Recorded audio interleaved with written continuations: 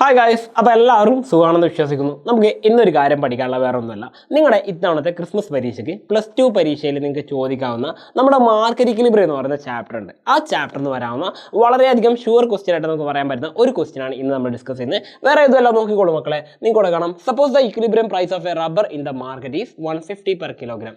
അതായത് നമുക്കറിയാം, കഴിഞ്ഞ കുറേ വർഷങ്ങളായിട്ട് റബ്ബറിന് വിലയിടിവാണല്ലേ. നമുക്കറിയുന്ന കാര്യമായിരുന്നു, ഈ പറയുന്ന റബ്ബറിന് വിലയിടിവ് കാരണം ഒരുപാട് കർഷകർ ബുദ്ധിമുട്ടുന്നുണ്ട്. അപ്പോൾ ഈ പറയുന്ന നമ്മുടെ കറണ്ട് അഫെയറുമായിട്ട് ബന്ധപ്പെട്ട് നമ്മുടെ എന്താണോ റീസെൻറ്റ് എക്കോണമി നടക്കുന്നത് അതുമായിട്ട് ബന്ധപ്പെടുത്തിയിട്ടുള്ള ഒരു ചോദ്യമായിരുന്നു ചോദിച്ചിട്ടുള്ളത്. മുൻ വർഷങ്ങൾ ഒരുപാട് തവണ ചോദിച്ച ചോദ്യമാണ്. പക്ഷേ ഈ ചോദ്യം ഇങ്ങനെയൊക്കെ ചോദിച്ചു കഴിഞ്ഞാൽ ചിലപ്പോൾ നമുക്ക് ഇത് തലയിൽ കയറിക്കൊള്ളുന്നുണ്ട്. അപ്പോൾ ചോദ്യം എന്താണെന്ന് കണ്ടോളൂ. നമ്മുടെ റബ്ബറിൻ്റെ പ്രൈസ്, റബ്ബറിൻ്റെ പ്രൈസ് എന്ന് പറയുന്നത് 150 കിലോഗ്രാം ആണ് പെർ എന്ന് കൊടുത്തിട്ടുണ്ട് അല്ലേ. അതായത് 150 രൂപയാണ് per kilogram. 1 kilogram rubber sheet കൊടുത്തു കഴിഞ്ഞാൽ 150 രൂപ കിട്ടുന്നു. ഇനി പറയുന്നത് ദ ഗവൺമെൻറ് ഇൻ്റർവെൻ ഇൻ ദ മാർക്കറ്റിലേക്ക് ഗവൺമെൻറ് ഇടപെടുന്നു. മാർക്കറ്റിലേക്ക് ഗവൺമെൻറ് ഇടപെട്ടു എന്ന് എനിക്ക് ഉറപ്പിച്ചോളൂ മക്കളെ. ഒന്നുകിൽ പ്രൈസ് സീലിങ്ങോ അല്ലെങ്കിൽ പ്രൈസ് ഫ്ലോറോ ചോദിക്കുള്ളൂ. ഒന്നുകിൽ പ്രൈസ് സീലിംഗ് അല്ലെങ്കിൽ പ്രൈസ് ഫ്ലോർ. നിങ്ങൾക്കറിയാം, പ്രൈസ് സീലിംഗ് എന്ന് പറയുന്നത് പരമാവധി വില തീരുമാനിക്കലേ. പ്രൈസ് ഫ്ലോർ പറഞ്ഞാൽ ഏറ്റവും മിനിമം വില തീരുമാനിക്കുന്നതാണ്. അപ്പോൾ ഗവൺമെൻറ് ഇടപെട്ട് കഴിഞ്ഞു. എന്തിനാണ്? ടു ഫിക്സ്, ഒരു വില തീരുമാനിക്കുകയാണ്. To fix a price 200 per kilogram.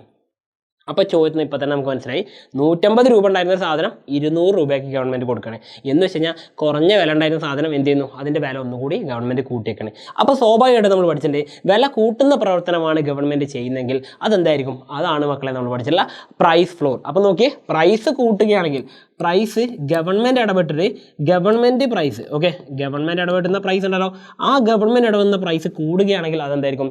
ഉറപ്പിച്ചോളൂ മക്കളെ, വേറെ ആരെക്കുറിച്ചല്ല പറയുന്നത്, അതാരെക്കുറിച്ചാണ് പറയുന്നത്? പ്രൈസ് ഫ്ലോറിനെ കുറിച്ചാണ്. അപ്പം തന്നെ നിങ്ങളുടെ മനസ്സിലേക്ക് എന്തിനാ, പരീക്ഷാ ഹാളിൽ വെച്ചിട്ട് ഒരു ലഡു പൊട്ടണം. ആ ലഡു എന്തിനുള്ളതാണ്? പ്രൈസ് ഫ്ലോറിനെ കുറിച്ചാണ് എഴുതാനുള്ള കാര്യം മനസ്സിലായി. ഇനി ബാക്കിയുള്ള ഭാഗം നമുക്ക് നോക്കാം. For a rubber with a view protect the rubber cultivate name the strategy. അപ്പോൾ ആ പേര് നമുക്ക് കിട്ടിയല്ലോ. ഏതാണ് സ്ട്രാറ്റജി? വേറെ ഏതല്ല, പ്രൈസ് ഫ്ലോർ ആണല്ലേ. അപ്പോൾ ഗവൺമെൻറ് ഇടപെട്ട് പ്രൈസ് കൂട്ടുകയാണെങ്കിൽ അത് പ്രൈസ് ഫ്ലോർ ആണ്. അങ്ങനെയാണെങ്കിൽ പ്രൈസ് കുറയ്ക്കുകയാണെങ്കിൽ എന്തായിരിക്കും? പ്രൈസ് സീലിംഗ് ആയിരിക്കും. സിമ്പിളാണ്, ഓർത്ത് വെക്കാലോ, ഈസി ആയിട്ട് പഠിക്കാൻ പറ്റുന്ന കാര്യമാണ്.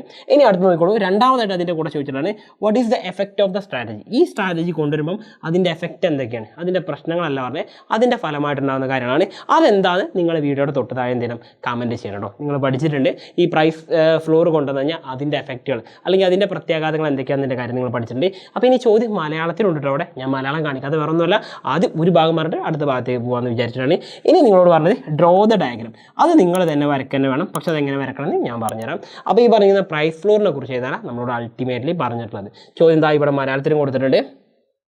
വിപണിയിൽ റബ്ബറിൻ്റെ സന്തുലിത വില കിലോഗ്രാമിന്. സന്തുലിത വില എന്ന് പറയുമ്പോൾ എന്താണ്? നമ്മുടെ ഇക്വിലിബ്രിയം പ്രൈസ് ആണ് സൂചിപ്പിക്കുന്നത്. അപ്പോൾ ഇക്വിലിബ്രിയം പ്രൈസ് തന്നിട്ടുണ്ട്. എത്രയാണ് തന്നിട്ടുള്ളത്? കിലോഗ്രാമിന് 150 രൂപയാണ്. ഈ 150 രൂപ ഗവൺമെൻറ് ഇടപെട്ടിട്ട് എന്ത് ചെയ്യുന്നു? 150 എന്നുള്ളത് ഗവൺമെൻറ് ഇടപെട്ടിട്ട് അത് 200 രൂപ പെർ കിലോഗ്രാമിന് ആക്കി മാറ്റുകയാണ് ചെയ്യുന്നത് അല്ലേ. അപ്പോൾ ഇങ്ങനെ ഒരു സ്ട്രാറ്റജി ഗവൺമെൻറ് കൊണ്ടുവരികയാണെങ്കിൽ അതിന് അറിയപ്പെടുന്ന പേര് എന്താണ്? ഈ പറയുന്ന സ്ട്രാറ്റജിയുടെ പേരെന്താണ് ചോദിച്ചു കഴിഞ്ഞാൽ നമുക്ക് ഉത്തരണ്ട്. പ്രൈസ് ഫ്ലോറിൻ്റെ മലയാളം എന്താണ്? തറവില എന്ന് പറയും. എന്താണ് പറയുക? തറവില എന്നാണ് പറയാറുള്ളത് അല്ലേ. അപ്പോൾ തറവില എന്ന് പറയുന്നൊരു കോൺസെപ്റ്റാണ് നമുക്കവിടെ ചോദിച്ചിട്ടുള്ളത്. അത് നിങ്ങൾ വൃത്തിയായിട്ട് എഴുതി വെക്കണം, അത് പഠിക്കാൻ വേണം. അതാണ് നമ്മൾ ഇനി പഠിക്കാൻ പോകുന്നത്. ഇനി ഇതിൻ്റെ ഫലങ്ങൾ എന്തൊക്കെയാണെന്നുള്ളത് നിങ്ങൾ തൊട്ട് താഴെ കമൻറ്റ് ചെയ്യണം. ആൻഡ് ഫൈനലി നമ്മൾ എന്ത് ചെയ്യുന്നു? ഇതിൻ്റെ ഡയഗ്രാം വരക്കാൻ പോവുകയാണ്. അപ്പോൾ എൻ്റെ മക്കൾ ആദ്യം ശ്രദ്ധിക്കേണ്ട ഒരു കാര്യം എന്ന് പറഞ്ഞാൽ എന്താണ് പ്രൈസ് ഫ്ലോർ എന്നൊരു കാര്യം മനസ്സിലാക്കണം. നമുക്ക് എന്താണ് പ്രൈസ് ഫ്ലോർ എന്ന് പറഞ്ഞു കഴിഞ്ഞാൽ? തറവില, മിനിമം പ്രൈസ് കിടക്കുന്നുണ്ടാവും, അതൊന്നുകൂടി ഗവൺമെൻറ് ഉയർത്തി കൊടുക്കുന്നതിന് ഈ പറയുന്ന പ്രൈസ് ഫ്ലോർ എന്ന് പറയുന്നത്. അപ്പോൾ പ്രൈസ് താഴെ ആയിരിക്കും കിടക്കുന്നുണ്ടാവും, അപ്പോൾ ഗവൺമെൻറ് എന്തെയും പ്രൈസ് ഒന്നുകൂടി കൂട്ടുകയാണ് ചെയ്യാറുള്ളത് അല്ലേ. അപ്പോൾ നമുക്കറിയാം ഇക്വിലിബ്രിയം കേസ് നമുക്കറിയുന്നതാണ്. ഇക്വിലിബ്രിയം സാധാരണ എങ്ങനെ സംഭവിക്കാറുള്ളത്? ഇതാ നമുക്കറിയാം, ഒരു ഡിമാൻഡ് കർവ് ഇങ്ങനെ ഡൗൺവേർഡ് സ്ലോപ്പിംഗ് ആയിട്ട് പോകുന്നുണ്ടാവും, നമ്മളതിന് ഡി എന്ന് കൊടുക്കുന്നു. ആൻഡ് ഒരു അപ്വേർഡ് സ്ലോപ്പിംഗ് ആയിട്ട് ഒരു സപ്ലൈ കർവും പോകുന്നുണ്ടാവും, നമ്മളതിന് എസ് എന്ന് കൊടുക്കുന്നു അല്ലേ. ഇത് രണ്ടും വെച്ചിട്ടാണ് ഇക്വിലിബ്രിയം തീരുമാനിക്കാറുള്ളത്. ഇനി ഇവർ പരസ്പരം കൂട്ടിമുട്ടുന്ന ഈ ഒരു പോയിന്റ് ഉണ്ടാവുമല്ലോ, ആ ഒരു പോയിന്റിനെ നമ്മൾ എന്ത് വിളിക്കുന്നു? ഇക്വിലിബ്രിയം പോയിന്റ് എന്നാണ് അവരെ നമ്മൾ വിളിക്കാറുള്ളത് ആണല്ലോ. അപ്പോൾ ഈ പോയിന്റ് ഇക്വിലിബ്രിയം പോയിന്റ് എന്നറിയപ്പെടുന്നു. ആ സമയത്തെ പ്രൈസിനെ നമ്മൾ എന്ത് ചെയ്യുന്നു? എവിടെ കാണിക്കുക? ഈ പറയുന്ന വൈ ആക്സിസിൽ നമ്മൾ എന്ത് ചെയ്യുന്നു? പ്രൈസ് കാണിക്കുന്നു. എക്സ് ആക്സിസ് നമ്മൾ എന്ത് ചെയ്യുന്നു? ക്വാണ്ടിറ്റിയും കാണിക്കുകയാണ് പൊതുവെ ചെയ്യാറുള്ളത് അല്ലേ. അപ്പോൾ നമുക്കറിയാം ഇക്വിലിബ്രിയം സമയത്ത് ഉണ്ടാകുന്ന പ്രൈസാണ് എന്ത് പറയുന്നത്? പി സ്റ്റാർ എന്ന് പറയുന്ന ഇക്വിലിബ്രിയം പ്രൈസ്. ഇക്വിലിബ്രിയം സമയത്ത് ഉണ്ടാകുന്ന ക്വാണ്ടിറ്റിയാണ് എന്ത്? ക്യൂ സ്റ്റാർ എന്ന് പറയുന്ന ഇക്വിലിബ്രിയം ക്വാണ്ടിറ്റി എന്ന് പറയുന്നത്. അപ്പോൾ ഇത് രണ്ടുമാണ് ഇപ്പോൾ നിലവിലുള്ള പ്രൈസ്. ഈ പി സ്റ്റാർ എന്ന് പറയുന്നത് എത്രയാണ്? നമുക്കിവിടെ തന്നു പി സ്റ്റാർ, അതാണ് ഇക്വിലിബ്രിയം പ്രൈസ് എന്ന് പറയുന്നത് 150 രൂപ പെർ കിലോഗ്രാം അല്ലേ. അത് ഗവൺമെൻറ് ഇടപെട്ടിട്ട് എന്ത് ചെയ്തു, അത് ഗവൺമെൻറ് ഇടപെട്ടിട്ട് എന്ത് ചെയ്തു, പ്രൈസ് ഗവൺമെൻറ് അവിടെ കൂട്ടുകയാണ് ചെയ്തത്. ഗവൺമെൻറ് ഇടപെട്ട് പ്രൈസ് കൂട്ടുന്നു. പ്രൈസ് ഗവൺമെൻറ് കൂട്ടിക്കഴിഞ്ഞാൽ എന്തായി മാറി, പ്രൈസ് ഫ്ലോറായിട്ട് മാറി അല്ലേ. അത് എത്രയാണ്, 200 രൂപ പെർ കിലോഗ്രാം ആണ് ചെയ്യുന്നത്. അപ്പോൾ ഗവൺമെൻറ് എന്ത് ചെയ്തു, മാർക്കറ്റിൽ ഇടപെട്ട് പ്രൈസ് കൂട്ടുന്നത്. പ്രൈസ് കൂടുന്നു എന്ന് പറഞ്ഞാൽ എന്തായിരിക്കും, അപ്പോഴ് മുകളിലേക്കാണ് പോകുന്നത് അല്ലേ. അപ്പോൾ പ്രൈസ് ഗവൺമെൻറ് ഇടപെട്ട് മാർക്കറ്റിൽ കൂട്ടുന്നു. നോർമലി ഗവൺമെൻറ് ഇടപെട്ട് എന്ത് ചെയ്തു, മാർക്കറ്റിലെ പ്രൈസ് കൂട്ടി. പ്രൈസ് നമ്മളിപ്പോൾ എത്രയാണ് പറഞ്ഞത്, 200 രൂപ. ഗവൺമെൻറ് എത്രയാണ്, പി എഫ് എന്ന് പറയുന്നത് എത്രയാണ്, 200 രൂപ. പ്രൈസ് ഫ്ലോർ എന്ന് പറഞ്ഞാൽ 200 രൂപയ്ക്ക് മാറ്റുന്നു. നോർമലി നമ്മുടെ സപ്ലൈ മാറും, ഡിമാൻഡ് മാറും. ആ സമയത്ത് ഡിമാൻഡ് കണ്ടുപിടിക്കാൻ നമ്മൾ എന്ത് ചെയ്യുന്നു, ഡിമാൻഡ് ലൈനിൽ നിന്നും തൊട്ട് താഴത്തേക്ക് ഇങ്ങനെ ഡോട്ട് ഇട്ട് വരച്ച് കഴിഞ്ഞാൽ നമുക്കിവിടെ കിട്ടും. യെസ്, ഇവിടെ കിട്ടുന്നതാണ് നമ്മൾ എന്ത് പറയുന്നത്, ക്വാണ്ടിറ്റി ഡിമാൻഡ് എന്ന് പറയുന്നത് അല്ലേ. ക്വാണ്ടിറ്റി ഡിമാൻഡ് ആ സമയത്ത് ഇക്വിലിബ്രിയത്തിൽ നിന്നും കുറയുകയാണ് ചെയ്തത്. എന്ന് വെച്ചാൽ എന്താണ്, സാധനങ്ങളുടെ വില കൂട്ടിക്കഴിഞ്ഞാൽ എന്ത് ചെയ്യും, നോർമലി അതിൻ്റെ ഡിമാൻഡ് കുറയുമെന്ന് നമ്മൾ പഠിച്ചിട്ടുണ്ട്. Due to the law of demand, demand നിയമം പ്രകാരം നമ്മൾ പഠിച്ചിട്ടുണ്ട്.